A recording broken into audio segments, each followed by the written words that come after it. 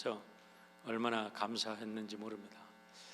태국은 복음을 받아들이는데 300년이 넘었답니다. 그런데 아직도 0.몇 %라 그래요, 복음화율이. 그저 얼마나, 저도 태국에 2번, 우리 미얀마 선교를 갈 때 2번을 거기 갔었는데 참 아름다운 땅이에요. 풍요로운 땅이에요. 얼마나 자연 조건이 좋은지 몰라요.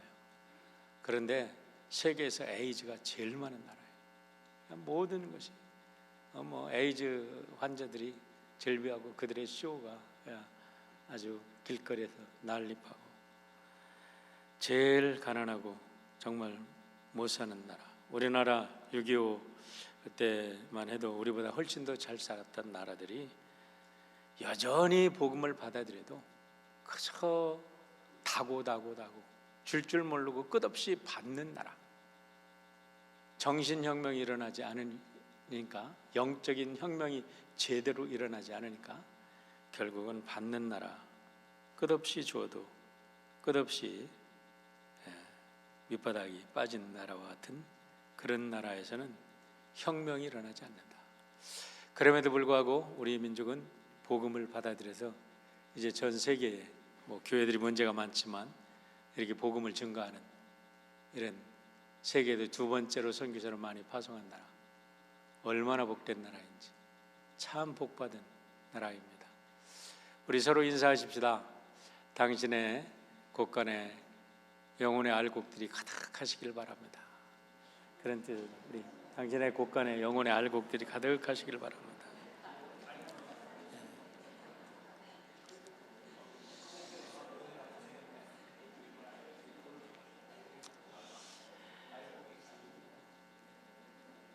여러분, 우리는 영혼의 알곡일 뿐만 아니라 또 우리들이 알곡을 또 풍사에 거두는 우리들이 되어야 될 줄 압니다.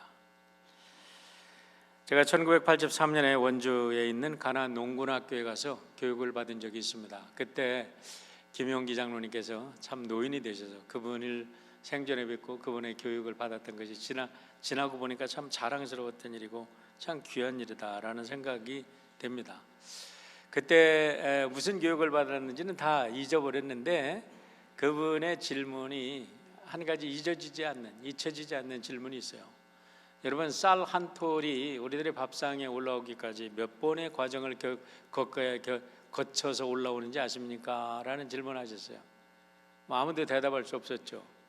근데 그 어르신 말씀은 70번이 넘는 과정을 겪어야 쌀 한 톨이 우리의 밥상 위에 올라온다는 거예요. 이 밥그릇 하나에 5천 쌀알이 들어 있는데 5천만 명이 쌀 한 톨씩을 이렇게 낭비하면 10,000명이 먹고 살 수 있는 거를, 10,000명이 한 끼를 먹는 거를 버린다는 거고, 한 숟갈을 남기면 125만 명을 먹일 수 있는 거를 우리가 낭비하는 일이다. 그래가지고 거기에 가면 쌀 한 톨도 못 남깁니다. 쌀 한 톨 남기면 밖에 나가서 뛰어야 되는데, 그러면서 정신교육 외치면서 거기에 이제 한 바퀴 돌고 오고 그런 훈련도 시키시고 그랬는데요. 참 그 말씀을 들으면서 우리들의 삶 속에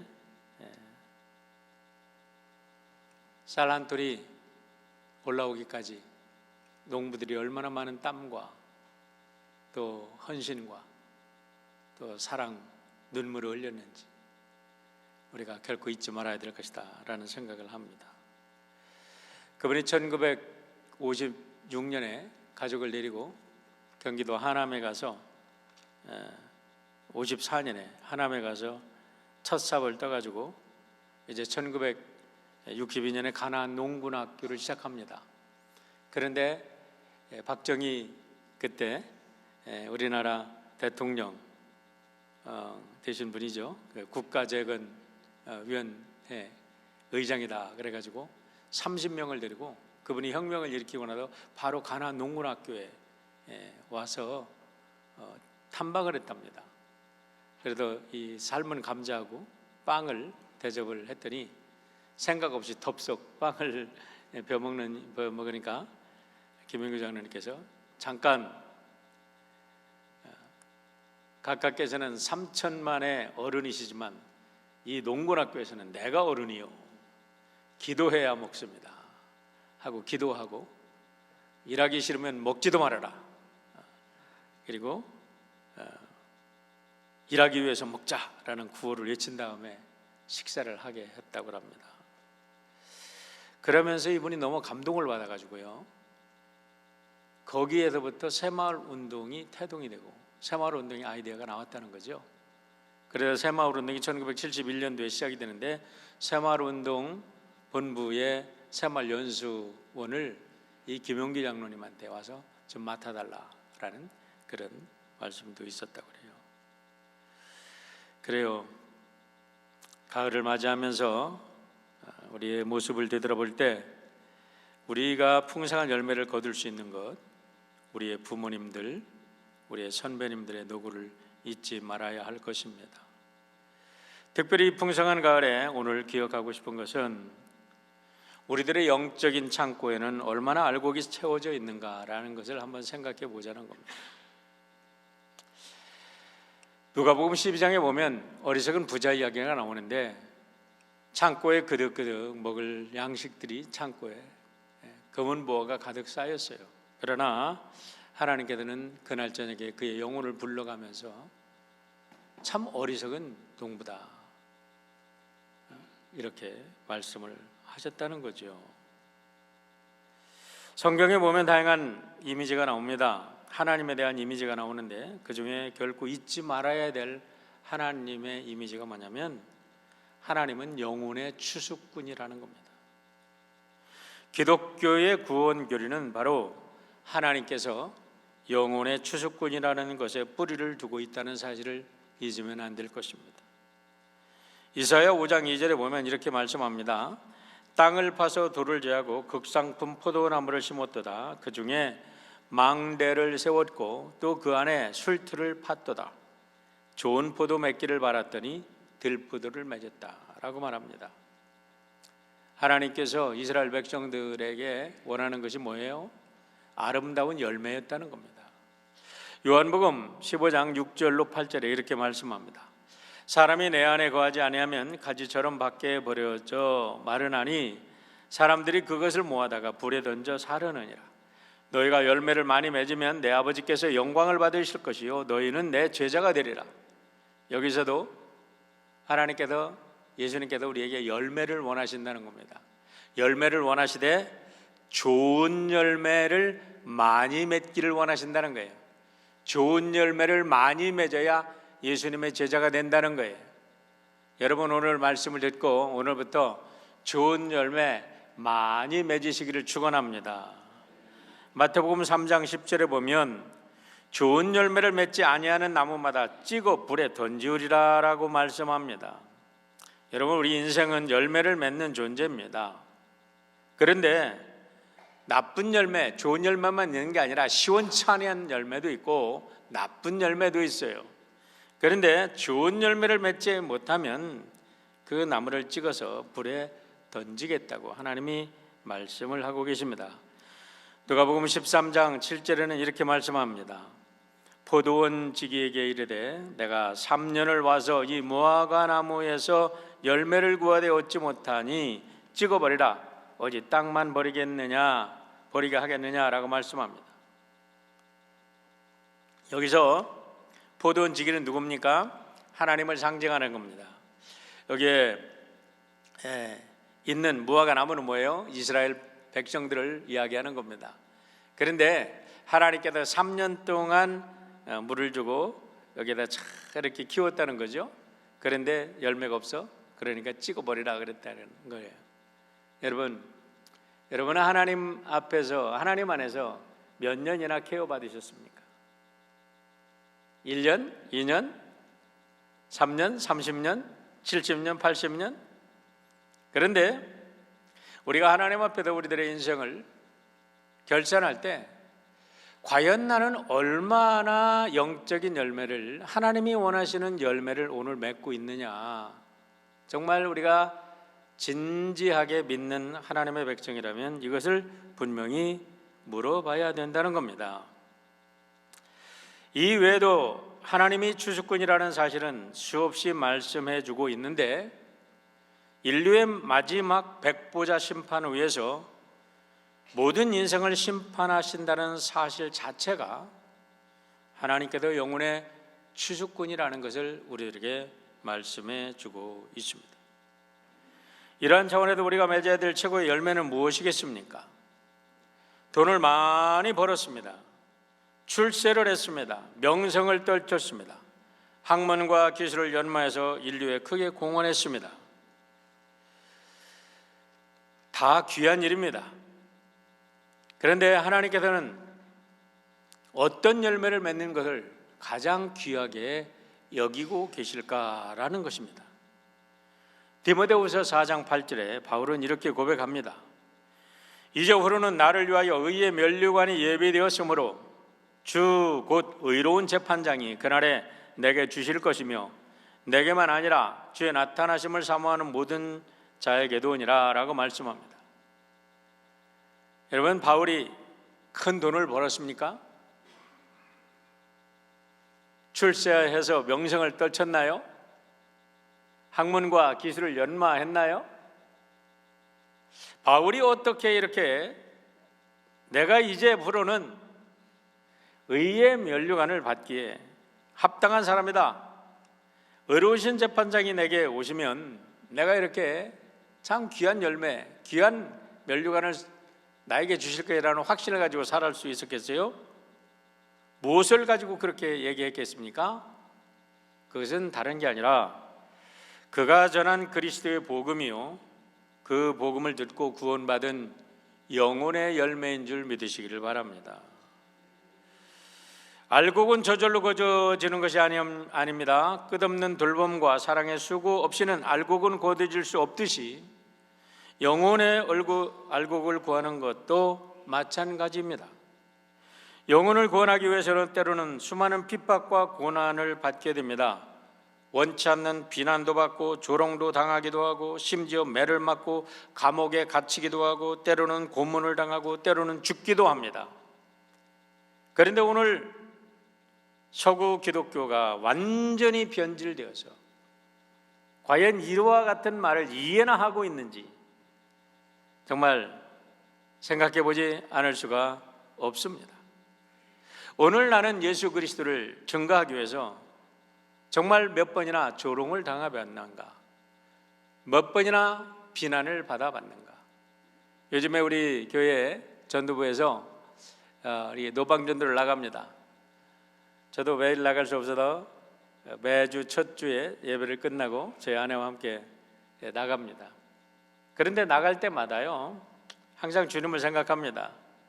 나가도 전도지를 주면 여름은 9은 거절합니다. 수없는 거절을 당할 걸 압니다. 아이고, 저 사람 저기 멀쩡하게 생긴 녀석이 왜 저기에 저렇게 서 있어? 자존심 상하는 일이 한두 번이 아니죠.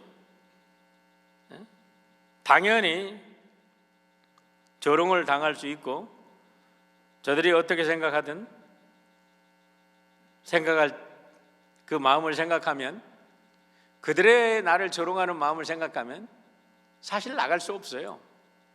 그러나 과연 내가 얼마나 주님을 위해서 복음을 전거하기 위해서 조롱을 받아봤고 비난을 받아봤나 생각하면 아무것도 아니죠. 얼마든지 조롱받을 수 있고 얼마든지 비난받을 수 있죠. 그래도 오늘 과연 우리는 몇 사람에게나 복음을 전했고 몇 사람이나 구원을 시켰는가를 한번 좀 깊이 생각해 보기를 바랍니다. 지난주 예수님께서 자신을 믿는다고 한 유대인들에게 정말 당신이 나를 믿는다면 당신들이 죄인이라는 것부터 인정하는 데서 시작해라. 죄인들은 모두가 마귀에게 속한 마귀의 자녀가 된 사람들이다 라고 말을 하니까 그들이 돌연 안면을 바꾸어서 믿는다고 했다가 이제 예수님을 공격하기 시작했다는 것을 우리가 보았습니다. 오늘 본문은 그들의 공격이 점점 더 심해지면서 막판에는 예수님을 돌로 때려 죽이려고 하는 상황까지 몰려가는데도 불구하고 예수님은 그들에게 생명의 복음을 전하십니다. 오늘 이 예수님의 복음 전하는 모습을 통해서 우리가 과연 어떻게 복음을 전해야 될 것인가 라는 세 가지 교훈을 받고자 합니다. 첫 번째는 어떠한 상황에서도 진리를 왜곡하거나 타협하지 말고 진리를 진리로 증거하라는 겁니다. 48절로 51절의 말씀입니다. 자, 그 말씀을 보면 우리가 죄인이라는 거예요. 우리가 예수님을 통해서 구원을 얻으려면 가장 먼저 할 일은 자신이 죄인이라는 사실을 깨닫고 자신의 죄를 고백하는 데부터 시작해야 된다는 사실입니다. 이상 어떤 사람도 자신이 죄인이라는 사실을 인정하지 않고는 예수님을 통해 구원을 받을 수 없습니다. 이것이 바로 기독교의 가장 근본적인 진리입니다. 수없이 들어와서 이제는 귀에 딱지가 앉아서 그냥 흘러 들을 수도 있지만 여러분, 이것을 피해 가서는 누구도 구원받을 수 없습니다. 44절의 말씀 한번 보세요. 너희는 너희 아비 마귀에게 났으니 너희 아비의 욕심을 너희도 행하고자 하느니라. 저는 처음부터 살인한 자요 진리가 그 속에 없으므로 진리에 서지 못하고 거짓을 말할 때에 제 것으로 말하나니 이는 저가 거짓말장이요 거짓의 아비가 되었습니다 라고 말합니다. 정말 기분 나쁜 말이죠. 너는 너희 아비가 마귀다, 그렇게 말을 듣고도 기분 좋을 사람이 어디 있습니까? 그런데요, 놀라지 마십시오. 예수 믿고 구원 받으려면 먼저 이 사실을 인정하라는 거예요. 이 사실을 인정하지 않고서는 결코 구원받지 못한다는 거예요. 45절의 말씀 보세요. 내가 진리를 말함으로 너희가 나를 믿지 아니하는도다. 여기서 말하는 진리는 무엇입니까? 앞에서 우리가 지난주에 진리를 알지니 진리가 너희를 자유케 하리라 그랬어요. 우리가 예수 그리스도를 알 때 우리는 모든 것으로부터 자유한다고 그랬습니다. 그런데 뭐부터 자유해요? 죄악으로부터 자유한다 그랬어요. 죄악으로부터 자유할 때 우리가 모든 것으로부터 자유할 수 있습니다. 그런데 여기서 말하는 내가 진리를 말함으로라는 진리가 무엇입니까? 우리는 마귀 새끼의 자녀라는 거예요. 예수 믿기 전에는 마귀의 자녀라는 거예요. 예수를 알기 전에는 내가 마귀의 자녀, 욕심대로 행하는 거짓말장이 살인자라는 것을 인정해야 된다는 겁니다. 처음부터 살인자고 처음부터 거짓말장이고 거짓의 아비가 된 자들의 자식이라는 사실을 알아야 된다는 겁니다. 여러분, 이것이 예수님이 우리에게 전해준 진리의 근본입니다. 나는 죄인이다 라는 것을 깨닫고 회개하고 용서받을 때 참 자유가 주어집니다. 이게 기독교의 역설의 진리예요.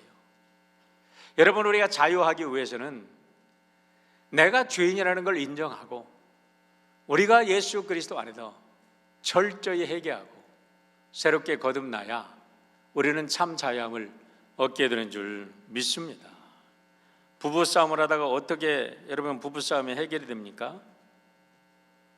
두 사람이 서로 옳다고 끝까지 가면 그 부부는 끝까지 평행선 가다가 갈랐을 수밖에 없는 거예요. 그런데 새로워질 수 있는 게 뭐예요? 처음에는 부득부득 내가 옳아, 네가 틀렸어. 그러고 시간이 지나고 보니까 내가 죄인이구나, 내가 잘못했구나, 모든 것이 나 때문이구나 라는 내가 죄인이라는 걸 깨달으면서부터 새로운 화해가 일어나고 새로운 평화의 시대가 시작이 되는 것을 우리가 알아야 됩니다. 마찬가지예요. 인간이 내가 옳습니다, 나는 의인입니다 라고 고집하는 한 우리는 하나님 안에서 새롭게 시작되는 구원의 진리를 얻을 수가 없습니다. 때때로 기독교의 진리를 전하는 사람들이 사람들의 마음을 상하지 않게 하고 예수 그리스도의 구원을 전하려는 유혹에 빠질 수 있습니다. You are okay, I am okay, everything okay. 제가 제일 싫어하는 말입니다. You are not okay, I am not okay. We are not okay. We are all sinners. 우리 모두가 죄인이라는 걸 인정할 때만이 그 속에도 진정한 하나님의 복음의 역사가 시작되는 것을 믿으시길 바랍니다. 어느 목사님이 네바다에 있는 한 마을에 집회를 인도하러 가셨답니다. 그랬더니 그 교회 목사님께서 집회를 인도하기 전에 부탁을 드리더래요. 여기서는 몇 가지 사항에 대해서 절대로 말해서는 안 됩니다, 목사님. 첫 번째, 이혼에 대해서 절대로 말하지 마십시오. 이곳은 이혼율이 미국에서 가장 많은 곳입니다. 두 번째, 술 마시는 것에 대해서 절대로 말해서는 안 됩니다. 이것은 양주 산업이 가장 발달해 있는 곳입니다. 세 번째, 돈 문제에 대해서, 도박에 대해서 절대로 말해서는 안 됩니다. 많은 성도들이 카지노의 사업에 연결이 되어 있습니다. 그래도 이 목사님이 하시는 말씀이, 그럼 내가 누구의 죄에 대해서 말할까요? 그랬더니 파이우트 인디언의 죄에 대해서 말해 주십시오. 그들은 어차피 교회에 안 나올 거니까 그러더랍니다. 여러분, 우리 이 북아메리카에 229인가 그 인디언 부족들이 있습니다. 그 중에 한 부족이 파이우트 부족인데 그들의 죄에 대해서 얘기해 달라고 얘기를 하더랍니다. 우리가 진실한 기독교인이 되기를 원한다면 분명히 알아야 될 것이 있습니다. 자기의 죄가 낱낱이 주님 앞에 고백될 때까지는 구원의 길은 없습니다. 그럼에도 불구하고 진리 앞에서 예수님이 진리를 말해 주니까 유대인들이 반응하는 것을 보시길 바랍니다. 48절의 말씀입니다. 유대인들이 대답하여 가로되 우리가 너를 사마리아 사람이나 또는 귀신 들렸다 하는 말이 옳지 아니하냐? 이제 보니까 너는 사마리아 사람이고 너는 귀신이 들린 사람이구나, 이렇게 얘기합니다. 여기에 등장하는 사람들이 단순한 유대인입니까? 아닙니다. 그 사람들은 오늘 세상의 모든 죄인들을 대표하는 상징적인 인물들이에요. 자신이 죄인이라는 부끄러운 정체가 드러날 때 인간들은 누구나 할 것 없이 이성을 잃고 그 진리를 전해주는 사람을 향해서 참으로 야비하고 무자비한 공격을 가합니다. 유대인 사이에서 사마리아인이라는 말은 가장 치욕스러운 욕이고 더러운 이방인과 피가 섞인 상종해서는 안 되는 짐승 같은 놈이라는 말입니다. 여기서 주목해야 될 사실은 유대인들의 무자비한 공격에 예수님이 어떻게 대항하였는가라는 말씀입니다. 예수님은 그들의 그 엄청난 욕설에 분노하여 그들을 저주하지 않으셨다는 사실에 우리는 주목해야 합니다. 단지 귀신 들렸다는 그들의 주장을 수정해 주고 계십니다. 49절의 말씀을 보시길 바랍니다. 예수께서 대답하시되 나는 귀신 들리는 것이 아니니라 오직 내 아버지를 공경하면을 너희가 나를 무시하는도다. 여러분, 여기서 복음을 전할 때 우리가 어떻게 대처해야 될 것인가를 배우게 됩니다. 복음을 전하다 보면 수많은 사람들이 불화살을 쏘아댑니다. 조롱합니다. 때로는 물바가지도 세례를 주기도 합니다. 내 놈은 사마리아인이냐, 너는 미친놈이야. 그러는데 예수님은 담담하게 말씀하십니다. 54절 보세요. 예수께서 대답하시되 내가 내게 영광을 돌리면 내 영광이 아무것도 아니오니와 내게 영광을 돌리시는 이는 내 아버지시니 곧 너희가 너의 하나님이라 칭하는 그이시니라. 여러분, 예수님께서 그들에게 죄인인 것을 각성시켜 주는 것이 뭐냐면 하나님께 영광을 돌리신 일이랍니다. 왜 그래요? 그 사람들이 죄인인 것을 각성해야 하나님의 자녀가 될 수 있으니까. 이 사실을 우리가 분명히 하십시다. 우리가 선교를 많이 갑니다. 선교를 가도 막 퍼주고 뭐 쇼를 하고 뭐 별짓을 다 해도 You are sinner. You have to convert.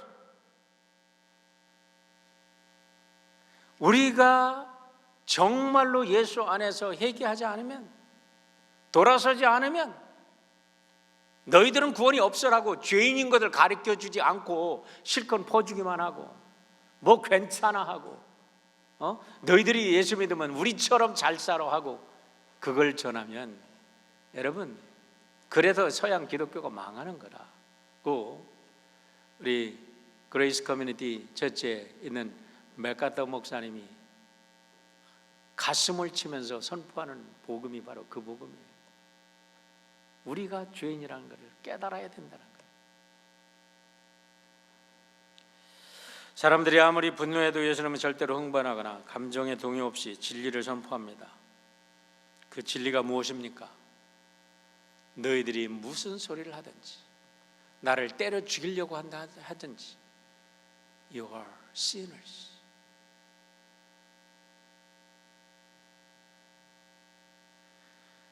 너희들이 회개하지 않으면, 너희들이 repent하지 않으면 너희들은 결코 하나님의 자식이 될 수 없어. 그 사실을 분명하게 가르쳐 줬기 때문에 그 일이 하나님께 영광이 된 줄 믿습니다. 여러분, 제가 새삼스럽게 왜 이 복음을 여러분에게, 이 복음의 진리를, 이 간단한 기본 진리를 다시 전해야 합니까? 너무나 많은 기독교인들이 이 근본 진리에서 떠나 있다는 거예요. 우리가 진실로 죄인이라는 것을 깨달을 때, 그래야 우리가 거기서 새로워지는 거예요. 지금 많은 선교사들이 나가 있습니다. 막 퍼주기만 합니다. 뭐를 갖다 준다고 되는 일이 안 돼. 그런데요, 우리나라 1903년 1907년인가요? 평양대부흥, 다시 오라 평양대부흥이요. 얘기했던 게 뭐냐? 회개의 운동, 전국적인 회개의 운동으로부터, 우리가 죄인이라는 사실로부터 우리에게 복음을 전했던 선교사들이 자기들이 회개하고 거듭나는 그 경험을 선포하고 내가 죄인입니다라는 것을 우리 한국민들 앞에서 선교사들이 고백하며 눈물로 통곡할 때, 우리 백성들이 함께 눈물로 회개할 때 우리 민족이 진정으로 복음으로 거듭난 줄 믿습니다. 그 일이 되지 않고는 안 된다는 거예요. 두 번째는 오직 예수만을 분명하게 전하라 라는 것입니다. 58절입니다. 예수께서 가라되 진실로 진실로 너희에게 이르노니 아브라함이 나기 전부터 내가 있느니라 라고 말합니다. 이 말씀은 세상의 압력이 강해질 때 마지막 우리에게 남아야 할 것이 무엇인가를 알려주는 중요한 진리라고 저는 믿습니다. 유대인들이 예수님을 압박하니까 최종적으로 드러난 게 무엇일까요? 예수님의 말씀이 이렇게 말합니다. 내가 누구냐? 대대체 너는 누구냐? 내 정체를 밝혀라. 계속 그러니까 예수님께서 마지막에 하신 말씀이 참으로 중요합니다. 팔에 있는 아브라함 게네시다이 에고 에이미. 여러분, 이 말씀이 제가 일부러 헬라어로 말씀을 드린 게 굉장히 중요한 의미가 있어서 그래요. 아브라함이 생기기 전에 게네시다이, 제네시스, 창조되기 전에 똑같은 말이에요. 아브라함이 창조되기 전에 에고에이미라는 것은요, 하나님이 나는 나다, I am who I am, 이런 똑같은 거예요. 이 악한 자들이 예수님을 계속해서 압박하면서, 복음을 전할 때 압박하면서 너는 도대체 누구냐 하고 압박을 하니까 예수님께서 I am, 그걸로 끝난 거예요. 아브라함이 있기 전에 내가 있었다 이렇게 표현했는데, 사실은 에고에이미라는 것은 하나님이 I am who I am, 이 말씀이거든요. 저는 이 말씀을 보면서 이런 생각을 합니다. 내 삶에서 다 나를 갖다가 기름틀에 넣고 짜고 짜면 예수만 남을까? 정말 예수만 남을까?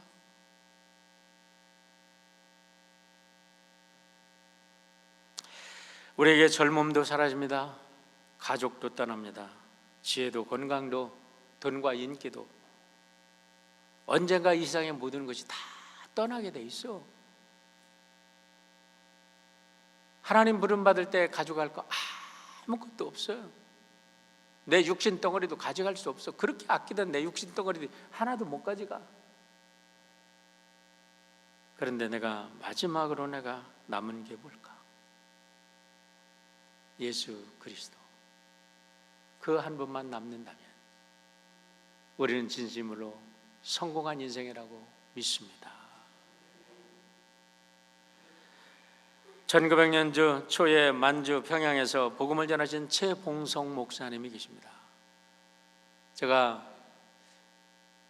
고등학교 시절에 이분의 이야기를 읽고 얼마나 감동을 했는지. 1913년 신학교를 졸업하시고 만주에 가셔가지고 이분은 신학교에서 성적이 너무 나빠서 아주 그냥 겨우 졸업했어. 막 이분 때문에 막 회의를 해가지고 막 할 수 없이 그냥 졸업장을 줬어. 그런데 이분이 전도는 최고로 잘해. 그러니까 복음 전하는데 뭐 전도 잘하면 되는 거지. 그래가지고 이분 졸업장을 줘가지고 우리 만주로 보내셨는데, 만주에 가셔가지고요 12년 동안 28개 교회를 개척하십니다. 그리고도 평양에 1926년에 평양에 들어와서 복음을 전하는데, 복음은 전하는 건 아주 심플했다 그래요. 평양의 모든 시민들이 이분의 소리를 듣고 깼다는 말도 있습니다. 어떤 말? 예수 천당. 새벽부터 이분이 돌아다니면서 외치는 예수 천당이라는 이분의 목소리를 듣고 평양 시내 사람들이 일어났다는 거예요. 그 54찬발을 거부하다가 일본 경찰에 끌려가 가지고 수많은 고문을 당했는데, 고문을 당할 때마다 얻어맞을 때마다 한 대 때리면 예수, 또 때리면 천당, 또 주리를 들면 예수, 또 주리를 들면 천당. 야 이놈아, 너는 어떻게 된 놈이냐, 도대체 어떻게 됐길래 너는 예수 천당밖에 모르냐고 고문을 하다 이제 이 순사가 지쳐가지고 물었대요. 그러니까 컵에다가 물을 떠다 놓고 쏟아봐라. 그러니까 쏟으니까 뭐 물밖에 더 나오겠어요? 내 속에는 예수 천당밖에 안 들었어. 그러다 할 수 없이 내보냈답니다. 여러분, 복음을 증거하다가 실수하지 말아야 될 것은, 복음 전하는 사람이 비난하고 조롱한다고 그 사람을 미워하거나 싸우지 말라는 거예요. 단지 나에게도 그 사람에게도 남아있어야 할 한 가지는 예수 그리스도 한 분밖에 없다는 사실을 기억하시길 바랍니다. 이 사실을 기억한다면 우리의 삶 속에 참 자유함이 있을 것입니다. 세 번째로는 뱀처럼 지혜롭고 비둘기처럼 순결하라는 것입니다. 59절의 말씀을 보세요. 저희가 돌을 들어 치려하거늘 예수께서 숨어 성전에 나가시니라 라고 말씀합니다. 악한 자들은 자기의 뜻을 관찰하기 위해서라면 수단과 방법을 가리지 않습니다. 그들은 알리바이를 조장하고 불법적인 재판을 감행하고 마지막에 가서는 결국 폭력에 의지합니다. 하지만 주님은 분명하게 그들에게 가르치십니다. 오직 너희의 말은 옳다 옳다, 아니라 아니라 하라. 이에서 지나는 것은 악으로 쫓아나느니라. 또 눈은 눈으로 이는 이로 갚으라 하였다는 것을 너희가 들었으나 나는 너희에게 이르노니 악한 자를 대적하지 말라. 누구든지 내 오른뺨을 치거든 왼편도 돌려대며 또 내 이웃을 사랑하고 내 원수를 미워하라 하였다는 것을 너희가 들었으나 나는 너희에게 이르노니 너의 원수를 사랑하며 너희를 핍박하는 자를 위하여 기도하라라고 말씀합니다. 오늘 본문을 보면 우리가 오해하기 쉽습니다. 폭력에 두려워 꽁무니를 빼는 예수님의 모습 아닌가라고 잘못 해석할 수가 있습니다. 그러나 절대 그렇지 않습니다. 예수님이 일찍이 제자들에게 가르친 적이 있습니다. 너희들이 하나님의 말씀을 증거하다가 도저히 받아들이지 않으면 그냥 그 지역을 떠나, 그 집을 떠나서 네 발에 먼지를 떨어라 라고 말씀합니다. 떠나라는 거예요. 괜히 쓸데없는 자존심 세우기 위해서 가치 없는 폭력에 희생되지 말라는 거예요. 여러분, 우리가 순교도 하나님이 허락하여 순교하는 거예요. 우리가 할 수만 있으면 폭력에 쓸데없는 희생이 될 필요는 없습니다. 우리가 진정 그리스도의 복음을 전할 때 용감하게 순교할 수 있다면, 그런 마음을 가지고 있다면 오늘 살아있는 동안에, 오늘 매일 매 순간에 그리스도를 당당하게 증거하는 우리 모두가 되기를 바랍니다. 그러나 어떤 핍박과 어떤 아픔이 온다 할지라도 낙담하거나 포기해서는 아니 될 것입니다. 요한 웨슬레 목사님이 1738년 올드스게이트에서 회심한 이래 1791년 임종할 때까지 53년 동안 그분은 매주 12번의 설교를 하셨다고 합니다. 어떤 설교를, 그분의 일기를 보면 어떤 설교는 4시에도 하고 5시에도 하고 새벽부터 그냥 설교를 하시는 거예요. 밤늦게까지 설교하시고. 그러는데 적어도 30년 이상 온갖 방해와 비방과 때로는 폭행을 당하면서 살았습니다. 그에게는 민중의 사기꾼, 무리한 전도자, 목사직의 모독자, 위증자, 모함하는 자, 순진한 백성을 선동하는 자, 폭도의 괴수, 영국 최대의 위선자 등 수많은 비난의 화살이 그에게 꽂혔지만은, 그럼에도 불구하고 웨슬레 복음운동이 성공한 한 가지 원인은 절대로 포기하지 않았다는 거예요. 절대로 포기하지 않았다. 그렇습니다. 한 번 욕먹었다고, 한 번 침뱉음 당했다고, 한 번 조롱당했다고 꽁지 빼고 도망가는 사람은, 낙심하는 사람은 절대로 복음의 증인이 될 수 없습니다.